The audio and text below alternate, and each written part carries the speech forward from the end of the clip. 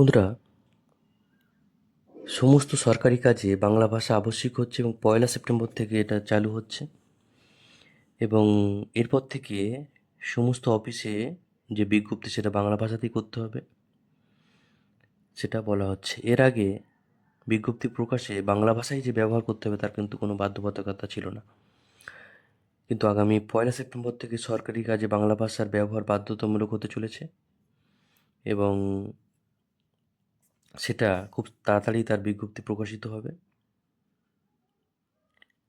আর এর ফলে এখন থেকে প্রত্যেকটা যে সরকারি যে বিজ্ঞপ্তি, চিঠিপত্র, সরকারি নথি এবং প্রত্যেকটা নির্দেশিকায় বাংলা ভাষাকে অগ্রাধিকার দেয়া হবে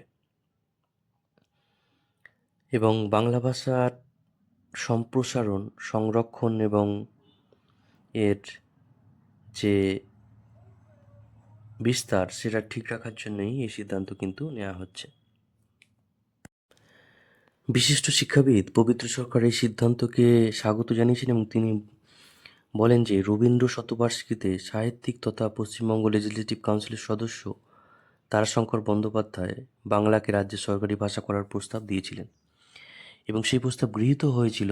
কিন্তু পরে সরকারি কাজে বাংলা ভাষার ব্যবহার হয়েছিল, কিন্তু অনেক ক্ষেত্রেই কিন্তু সেটার কার্যকরী প্রয়োগ সেটা দেখা যায়নি।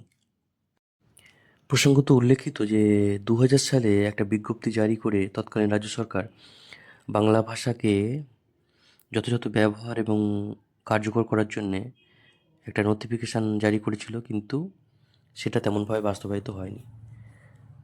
আর 1লা সেপ্টেম্বর যেটা চালু হচ্ছে সেটা কতটা ফলপ্রসূ হয় সেটা ভবিষ্যতে বোঝা যাবে। সবাই ভালো থাকবেন, সুস্থ থাকবেন। ধন্যবাদ।